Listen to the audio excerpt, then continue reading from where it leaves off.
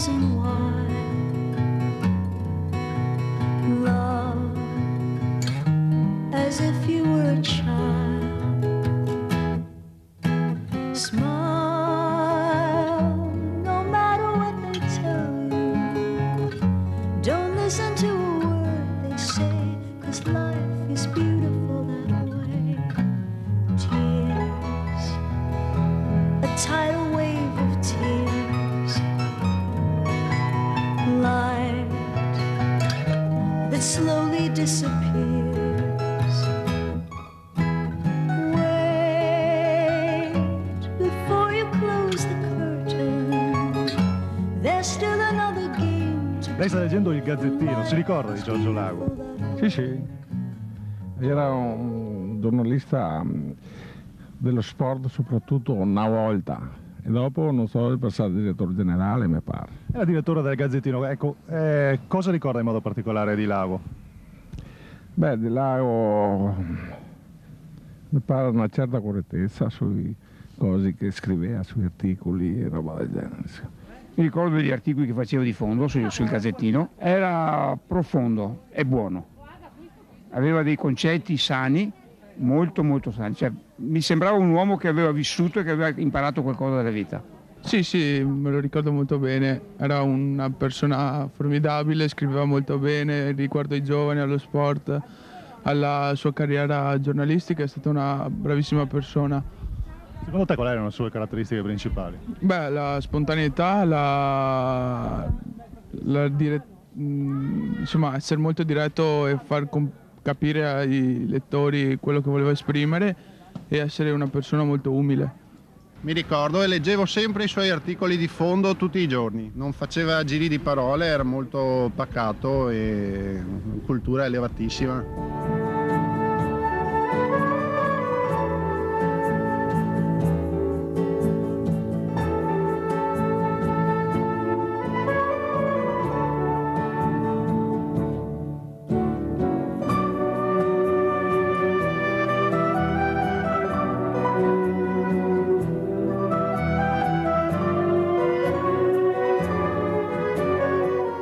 Una bravissima persona, ho letto spesse volte il giornale e ho visto che scriveva chiaro e che tutti avrebbero capito quello che lui intendeva dire.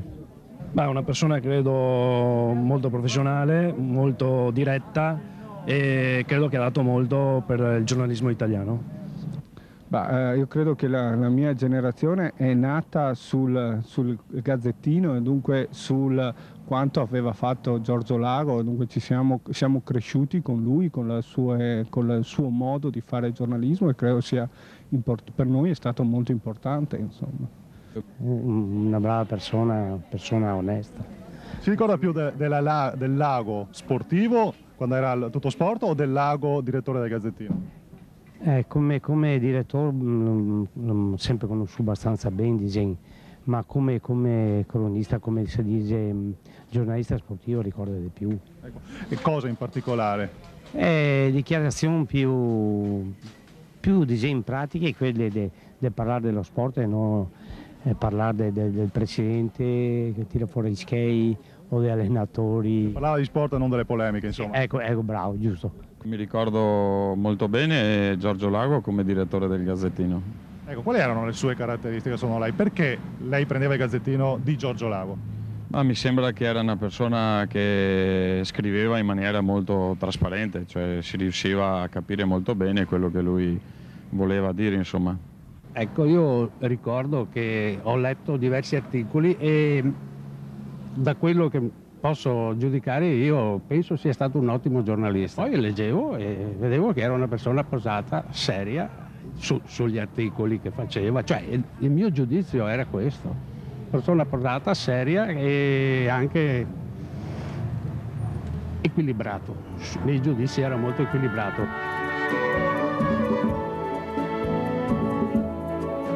Giorgio era particolarmente legato a Jesolo, gli piaceva guardare dall'alto il nostro mare, passeggiare sul bagnasciuga e giocare a pallone e a bocce sulla spiaggia.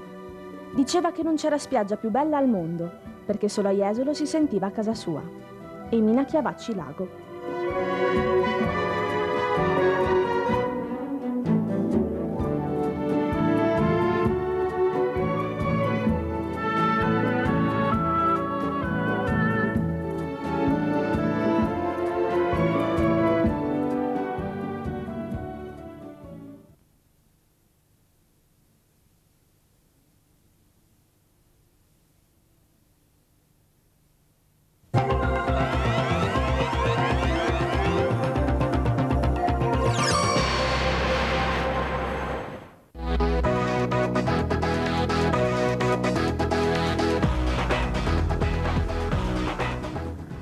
benvenuti a questa nuova edizione di Cronache dal San Donatese, le notizie dalla Venezia orientale.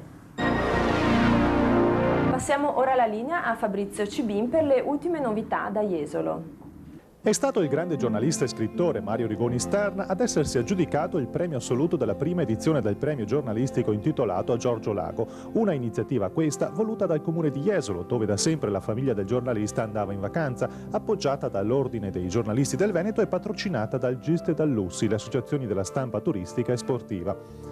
La cerimonia si è svolta nella sala conferenze dell'Hotel Principe di Piazza Mazzini, gremita di gente, tante persone che hanno voluto portare la loro testimonianza su Giorgio Lago, come hanno fatto due ex campioni del mondo, Paolo Rossi e Moreno Argentin.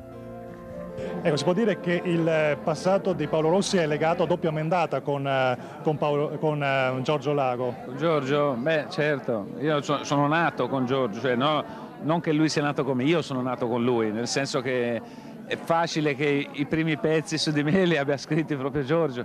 Io sono arrivato nel 76 a Vicenza e lui seguiva ovviamente il calcio, veniva sempre alle partite, poi siamo diventati amici in senso vero. Io avevo una grande stima per lui, come l'avevano la stragrande maggioranza delle persone che ha conosciuto.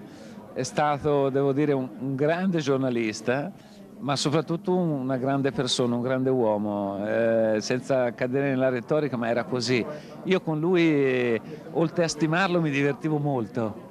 Devo dire che era molto ironico, era piacevole starci insieme, era molto acuto nelle sue cose ed era una persona estremamente intelligente. Quindi si può dire che il ricordo del nome Pablito è un po' la punta dell'iceberg poi di fatto. Ma io ci tengo a questo perché lui mi ha coniato il nomignolo Pablito nel 78 in Argentina. Molti pensano che sia legato al Mondiale di Spagna 82, invece no, era il Mondiale precedente, quando lui veniva e seguiva i mondiali, abbiamo vissuto tante cose insieme. E questo nomignolo me lo porto dietro, insomma, io lo ringrazio ancora oggi perché è diventato questo nomignolo un sinonimo nel mondo, anche perché io quando vado in giro nel mondo ancora oggi mi chiamano Pablito, quindi significa che quel nomignolo ha fatto un po' di storia. Al di là di questo, insomma, è bello ricordare Giorgio perché è stato veramente un grande giornalista, un maestro per tanti e per me in particolar modo è stato sicuramente, oltre a un giornalista, un amico.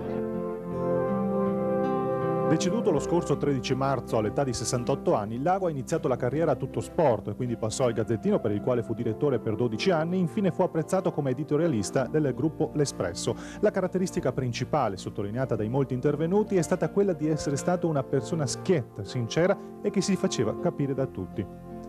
Mario Rigoni Stern dunque si è aggiudicato il premio assoluto per i suoi libri, la sua attività giornalistica e in particolare per l'articolo Nel baito sognando il camoscio. Il premio per lo sport è andato invece a Claudio De Min del Gazzettino per i servizi sulle Olimpiadi di Atene, in particolare Chechi, il Signore degli Anelli. Mentre il premio legato all'economia al giornalista di Repubblica Paolo Rumiz per i servizi legati al nord-est e su tutti quando il Piave mormorava anche per i soldati austriaci.